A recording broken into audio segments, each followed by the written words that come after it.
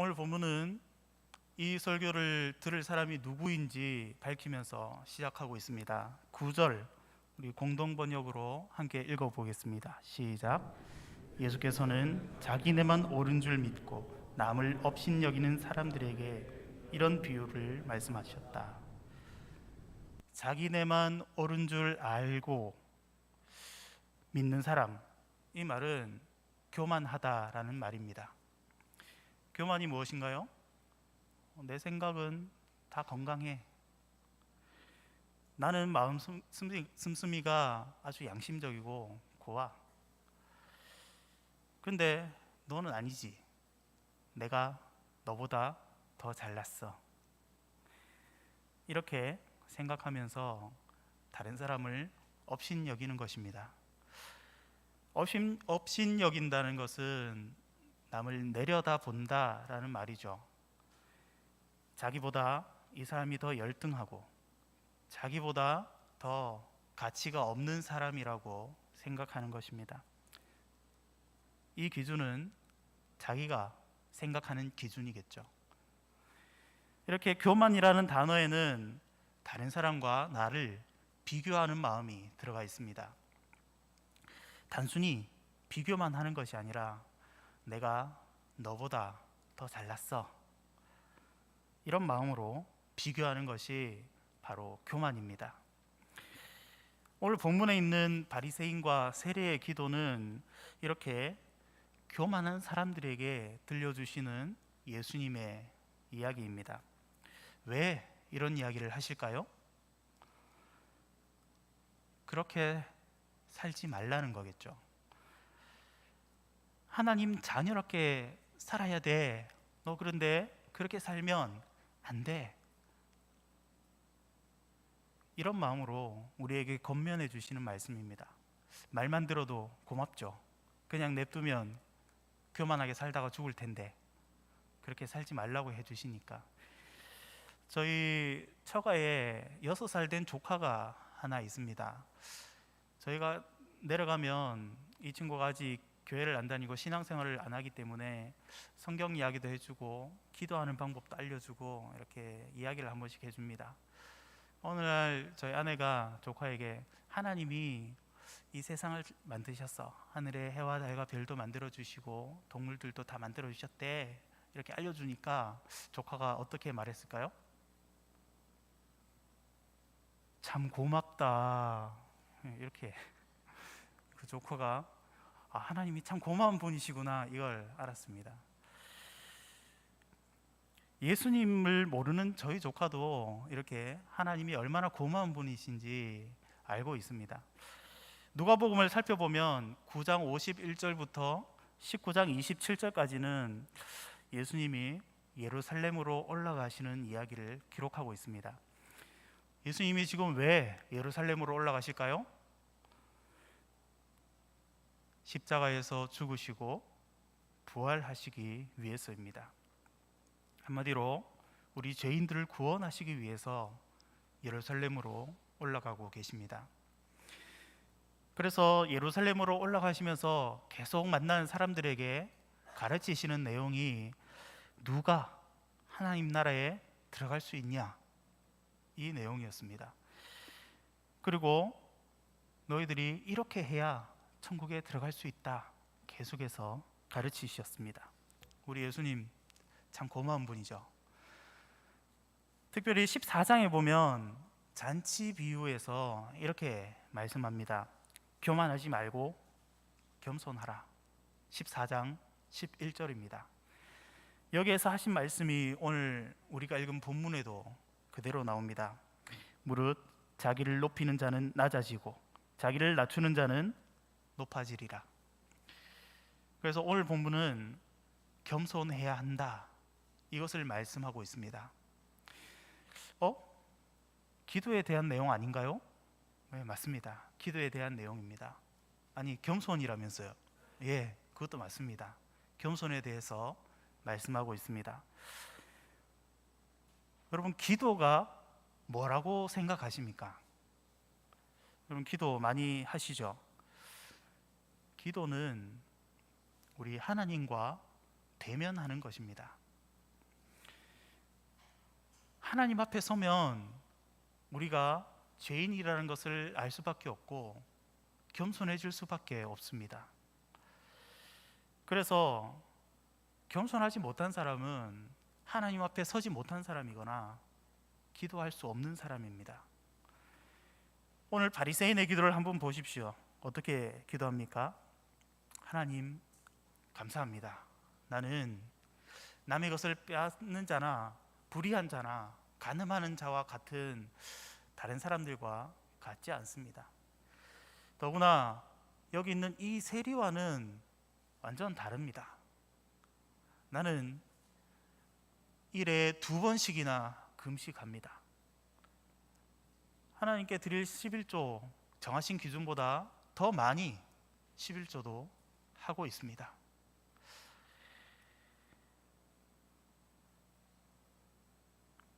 하나님이여, 나는 이래서 의롭고 나는 이래서 의롭습니다. 자기가 얼마나 잘났는지 하나님 앞에 자기 스스로를 평가하면서 하나님 앞에 말씀하고 있습니다. 9절에 보면 자기를 의롭다고 믿고 이렇게 표현하고 있습니다. 믿고라는 말은 확신한다, 설득한다 라는 뜻입니다. 하나님, 저는 이렇게 의로운 게 확실합니다. 하나님, 저는 이만큼 하고 있으니까 하나님도 의롭다고 인정해 주셔야죠. 제가 아니면 이 세리 같은 사람이 의롭습니까? 제가 의롭습니다. 이런 태도였습니다. 바리새인은 자기가 구원받을 자격을 이미 정해 놓았습니다. 그리고 자기는 그 기준을 통과했고 구원받기에 충분하다고 하나님을 설득하고 있는 중입니다. 자기 스스로 이렇게 기준을 정해놓고 있는 이야기가 마태복음 25장에도 나와 있습니다. 달란트 비유입니다. 주인이 길을 떠나면서 종들의 능력에 따라서 5달란트, 2달란트, 1달란트 이렇게 맡기고 길을 떠납니다. 그런데 본문을 잘 읽어보면 이 종들이 얼마를 받았는가에 대해서는 그렇게 중요하게 기록하지 않습니다. 주인의 말씀에 얼마나 순종하려 했는가, 이것이 이 비유의 핵심입니다. 주인은 이것으로 종들을 평가하고 있습니다. 내가 적은 일에 충성하였다. 그런데 1달란트 받은 종은 이렇게 말합니다. 주인님, 저는 주인님이 심지 않은 데서 거두고 씨 뿌리지 않은 데서 거두는 완고한 분이라고 생각했습니다. 그래서 두려운 마음으로 밖에 나가 돈을 땅에 숨겼습니다. 이제 주인님이 제게 주신 돈을 도로 받으십시오. 1달란트 받은 이 종은 지금 하나님을 평가하고 있습니다. 자기가 생각하기에 주인이 이런 사람이잖아요 라고 기준을 정하고 있습니다. 그러니까 주인도 이 종을 평가해 주었습니다. 내가 그런 사람이라고? 이 악하고 게으른 종아. 기도는 내가 기준을 정하는 것이 아닙니다. 내가 생각하는 기준과는 아무런 상관이 없습니다. 우리 생각으로, 우리가 판단하는 것으로 하나님을 설득하는 것이 기도가 아닙니다. 기도는 하나님의 뜻에 순종하겠습니다 하고 무릎 꿇는 것입니다. 여러분, 다시 한번 질문 드립니다. 기도가 무엇입니까? 예수님이 우리에게 주신 답이 하나 있었습니다. 주님 가르쳐 주신 기도, 마태복음 6장과 누가복음 11장에 있는 주 기도입니다. 뜻이 하늘에서 이루어진 것 같이 땅에서도 이루어지이다. 하나님의 뜻이 하늘에서 온전히 이루어진 것 같이 오늘 우리 삶에도, 이 땅에도 이루어지게 하옵소서. 이것이 기도입니다. 하나님의 뜻은 어떻게 알 수 있습니까? 하나님의 말씀을 들어야 알 수 있습니다. 그래서 하나님의 말씀과 기도는 결코 분리될 수 없습니다. 하나님의 말씀을 모르면 기도도 할 수 없습니다. 그래서 우리가 희미하게 말씀을 알면 희미하게 기도하게 됩니다. 교회 오래 다녀보니까 이렇게 기도하더라. 이런 식으로 기도하면 되겠구나. 추측하면서 기도를 하게 됩니다. 16장에 거지 나사로와 부자 이야기가 있습니다. 예수님이 이 비유를 말씀하시면서 결론적으로 하시는 말씀이 있습니다. 29절에 들을지니라, 31절에 듣지 아니하면, 한마디로 제발 좀 들어라, 그 말씀입니다. 얘들아, 하나님이 정말 그러라고 하시더냐? 하나님 말씀 좀 들어봐라. 그래야 순종하지. 하나님 말씀을 아무리 말해주면 뭐하냐? 선지자들이 와서 복음을 아무리 가르치면 뭐하냐? 너희가 들어야지.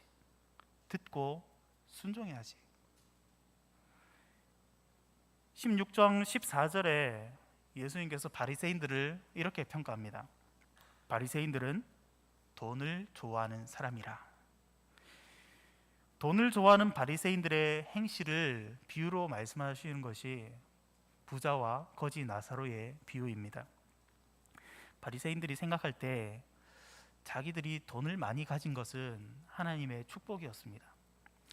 자기들이 율법을 잘 지키고 신앙생활을 아주 열심히 하니까 하나님께서 축복해 주셔서 이렇게 부자가 되었다고 생각했습니다. 그러면 거지는 왜 거지일까요? 말씀에 순종 안 했겠죠. 그러니까 거지겠죠. 이것이 바리새인들의 생각이었습니다. 안 도와주는 이유가 그래서 안 도와주는 것도 있었습니다. 교만한 사람은 듣지 않습니다. 자기가 모든 것을 다 판단해놓고 모든 것을 다 평가하기 때문입니다.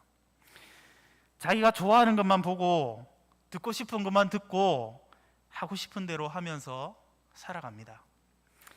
나중에 심판대 앞에서도 그러겠죠. 하나님, 저는 이런 일도 했고요, 이렇게 열심히 섬겼고요. 누가복음 13장 26절 27절에 그 상황이 기록되어 있습니다. 그때에 너희가 말하기를 우리는 주인님 앞에서 먹고 마셨으며 주인님은 우리를 길거리에서 가르치셨습니다 할 터이나 주인이 너희에게 말하기를 나는 너희가 어디에서 왔는지 모른다. 불의를 일삼는 자들아 모두 내게서 물러가거라 할 것이다. 여러분, 우리는 모두 다 나면서부터 죄인들입니다.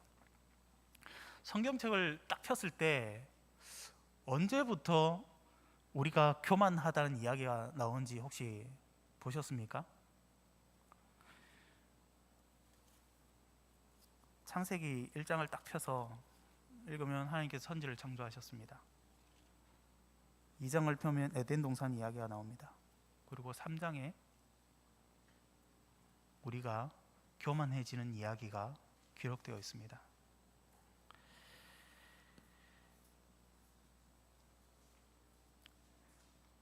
하나님을 대항하고 하나님의 말씀을 듣지 않고 자기가 자기 인생을 결정하는 것, 자기 스스로 왕이 되어서 자기 삶의 주인이 되는 것, 이것이 교만입니다.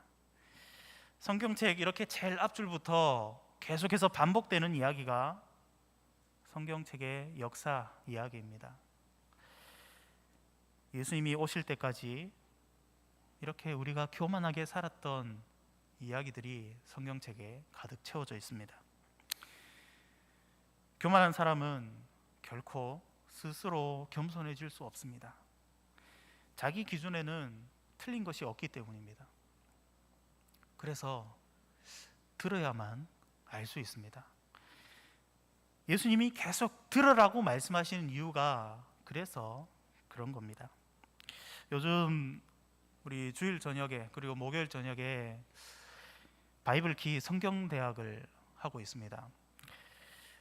우리 바이블키에 참여하는 멤버 중에 박영철 집사님이 처음에 이런 이야기들을 하셨습니다.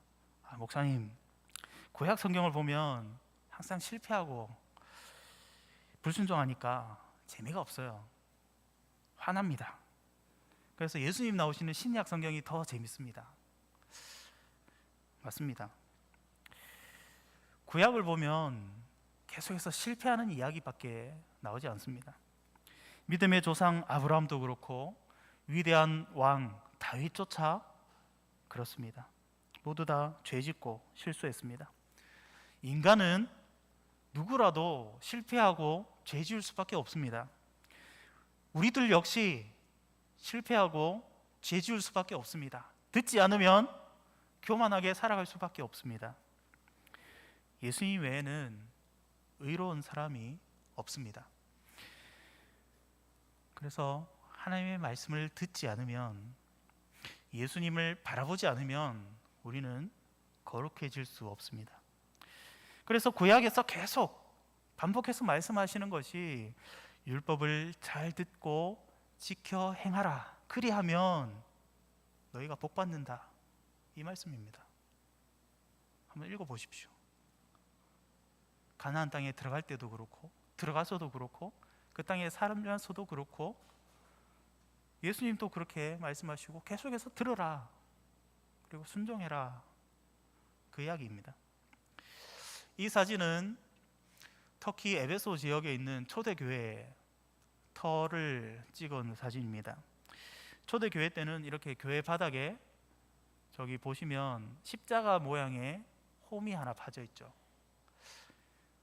저기가 세례받는 장소입니다. 저기에다 물을 가득 채우고 세례 주는 사람과 세례 받는 사람이 들어가서 세례식을 행합니다.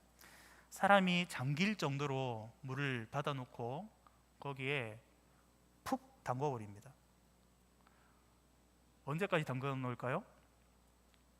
이 사람 나 죽이려고 하나? 세례 받으러 왔는데 왜 죽이려고 하지? 이 생각이 들 때까지 담궈 놓습니다. 그리고 내가 죽었구나 싶을 때쯤에 꺼냅니다. 무슨 의미일까요? 예수님 만나보니까 제가 예수님만 바라보면서 살아야겠습니다. 저는 죄인입니다. 죄인인 저는 이제 죽었습니다. 이제는 제가 판단하는 기준이 아니라 하나님의 말씀을 기준으로 삼고 살아가겠습니다. 온전히 순종하신 예수님만 의지하면서 살아가겠습니다. 이런 고백이 담겨 있습니다. 여기 있는 우리들 대부분 이렇게 고백하면서 세례를 받았습니다. 기억나시죠? 여러분은 죄에 대해서 죽었습니까? 예수님만 의지하면서 살고 계십니까? 갈라디아서 2장 20절을 우리 함께 읽어보겠습니다. 시작. 내가 그리스도와 함께 십자가에 못 박혔나니 그런즉 이제는 내가 사는 것이 아니요 오직 내 안에 그리스도께서 사시는 것이라. 이제 내가 육체 가운데 사는 것은 나를 사랑하사 나를 위하여 자기 자신을 버리신 하나님의 아들을 믿는 믿음 안에서 사는 것이라. 세리는 하나님 앞에 나와서 가슴만 치고 있습니다.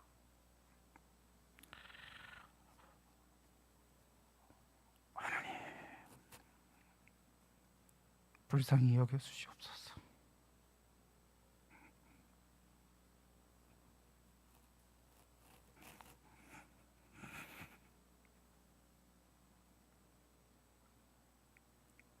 나는 죄인입니다.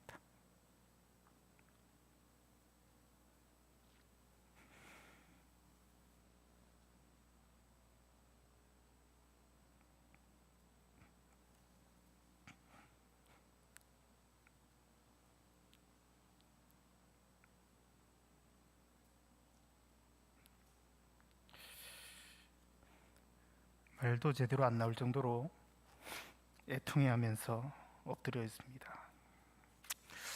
구약에서 거룩이라는 단어를 살펴보면 거룩하게 만들다, 거룩하게 구별시키다 이런 뜻입니다.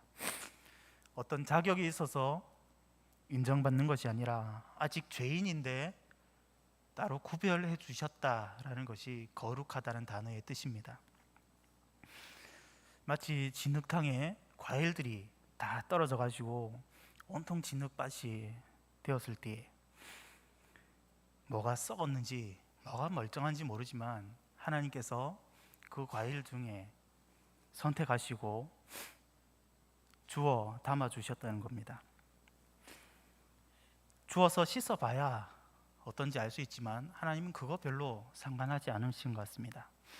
우리 있는 모습 그대로, 삶의 굴곡이 많으면 많은 대로, 행복했으면 행복했던 대로, 죄가 많으면 많은 대로 그대로 주워 담아 주시고 씻어 주시겠다고 우리를 선택해 주셨습니다. 하나님은 죄인들 중에서 죄인인 우리를 선택해 주셨고 씻을 기회를 주셨습니다. 구약에서는 그 씻을 기회가 제사제도였습니다. 그리고 지금 우리들은 예수님을 믿는 믿음으로 우리의 죄를 씻고 있습니다. 아직 씻어야 하지만 하나님께서 우리를 깨끗한 상태로 여겨주시는 것, 그것이 바로 구별되는 것입니다. 그리고 구별된 것을 하나님은 의롭다고 말씀해 주십니다. 아직 씻어야 하지만 너는 깨끗해. 왜냐하면 내가 씻어줄 거니까. 한마디로 하면 우리가 아직 죄인일 때 하나님께서 우리를 위하여서 대신 아들을 내어주시고 십자가에 죽으심으로써 하나님을 만날 자격을 주셨다는 것입니다. 아직 진흙에서 꺼낸 상태로 씻지 않았더라도 묻어있던 흙을 씻을 수 있게 방법도 내어주시고 씻고 오면 언제라도 만나주겠다고 해주시는 겁니다. 우리 중에는 혹시 저는 저런 사람과 다릅니다 이렇게 생각하시는 분은 없으십니까? 하나님 감사합니다. 나는 남의 것을 빼앗는 자나 불의한 자나 가늠하는 자와 같은 다른 사람들과 다릅니다. 더구나 이 셀이 하나님 아시잖아요. 사람들 피 빨아먹는 죄인입니다. 이 사람 천국 못 갑니다. 이 사람과 저는 다릅니다. 나는 1회에 2번씩이나 금식하고 내 모든 소득의 11조를 바칩니다. 하나님께서 판단하실 겁니다. 겸손한 사람은 하나님을 주인으로 인정합니다. 하나님의 말씀을 자신의 판단 기준으로 삼습니다. 세리처럼 그저 가슴을 치면서 하나님의 판단을 기다릴 뿐입니다. 지금 우리는 3주간 금식 기도 기간을 가지고 있습니다. 왜 금식합니까? 바리새인처럼 하나님, 저는 이만큼 금식하고 있습니다. 저 사람은 이름도 안 적었지만 저는 이만큼이나 기도하고 있습니다. 이런 마음으로 하는 분 없을 겁니다. 저를 좀 불쌍히 여겨 주십시오. 지금까지 제가 하나님 앞에서 어떤 죄인으로 살아있는지 좀 보게 해주십시오. 하나님 말씀에 좀 잘 순종할 수 있게 도와주십시오. 이렇게 그저 가슴 치면서 우리가 기도하는 시간입니다. 우리 교회에 어떤 문제가 있든지, 우리 교회가 어떤 죄악으로 무너져 있든지 하나님 제발 우리를 불쌍히 여겨 주십시오. 하나님 제발 우리가 하나님의 말씀을 들을 수 있도록 우리 마음을 열어주시고 우리의 눈을 열어주십시오. 예수님의 제자로 살고 싶습니다. 하나님의 자녀답게 살고 싶습니다. 이런 마음으로 우리 같이 기도하면 좋겠습니다.